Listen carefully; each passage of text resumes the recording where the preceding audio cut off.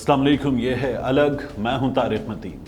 وزیر اعظم شہباز شریف کی سربراہی میں قومی سلامتی کمیٹی کا 41واں اجلاس وزیر اعظم ہاؤس میں ہوا۔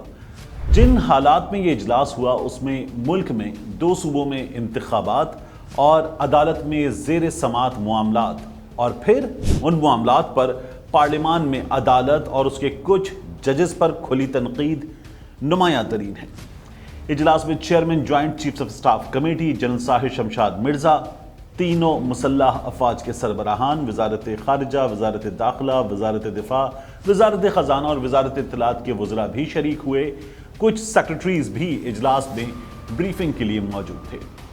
اجلاس کے جاری اعلامیے میں کہا گیا ہے کہ دہشت گردی کی حالیہ لہر کالعدم تحریک طالبان پاکستان کے لیے نرم گوشہ اور عدم سوچ بچار پر مبنی پالیسی کا نتیجہ ہے۔ ٹی ٹی پی سے متعلق پالیسیز عوامی افکار کی عکاس نہیں تھی۔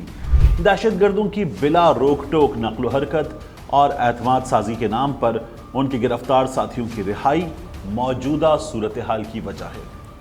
اعلامیے میں مزید کہا گیا ہے کہ خطرناک دہشت گردوں کی چھوٹ اور افغانستان سے ان کو ملنے والی سپورٹ کی وجہ سے ملکی امن و امان غیر مستحکم ہوا۔ شاید آپ کو یاد ہو کہ کالعدم تحریک طالبان پاکستان سے مذاکرات کا آغاز تحریک انصاف کے دور حکومت میں شروع ہوا اور جس میں سابق D G I S I اور پشاور کے کور کمانڈر لیفٹیننٹ جنرل فیض حمید نے اہم کردار ادا کیا تھا۔ پاکستان تحریک انصاف کالعدم تحریک طالبان سے مذاکرات کو ضروری خیال کرتی تھی۔ ناظرین، یہاں یہ بات یاد رکھی جائے کہ قومی سلامتی کمیٹی کے اجلاس کا کوئی ایجنڈا جاری نہیں کیا گیا تھا، تاہم یہ خیال کیا جا رہا تھا کہ ملک میں امن و امان، معاشی حالات اور سپریم کورٹ کی کارروائیوں سے پیدا شدہ صورتحال پر ہی بات کی جائے گی۔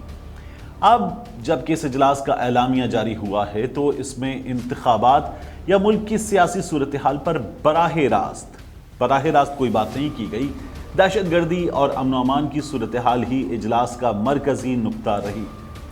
پاکستان تحریک انصاف کے سربراہ عمران خان نے قومی سلامتی کمیٹی کا اجلاس طلب کرنے پر حکومت کو شدید تنقید کا نشانہ بنایا اور دعویٰ کیا کہ حکومت سیکیورٹی کی صورتحال کو انتخابات ملتوی کرنے کے بہانے کے طور پر استعمال کرے گی۔ قومی سلامتی کمیٹی کے اس اجلاس کو ڈی کوڈ کرتے ہوئے حامد میر نے پروگرام نیا پاکستان میں کہا ہے کہ قومی سلامتی کمیٹی کے اعلامیے میں 3 باتیں سامنے آئی ہیں۔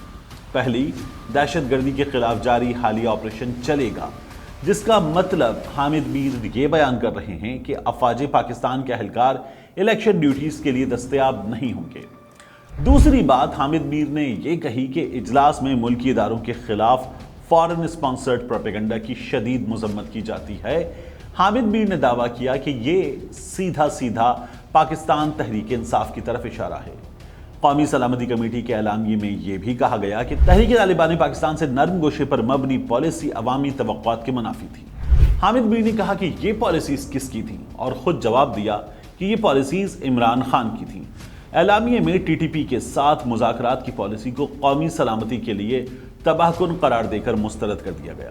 اب قومی سلامتی کمیٹی کے اجلاس کا اعلامیہ سامنے آنے کے بعد مسلح افواج اور عدلیہ کے آمنے سامنے آنے کا کوئی خدشہ باقی نہیں رہا۔ انتخابات کے التوا کے سلسلے میں حکومت نے یہ موقف اپنایا کہ چونکہ سیکیورٹی فورسز پائیدار امن و امان کے لیے اپنی خدمات کی انجام دہی میں مصروف ہیں، اس لیے انتخابات کے لیے سیکیورٹی فورسز دستیاب نہیں۔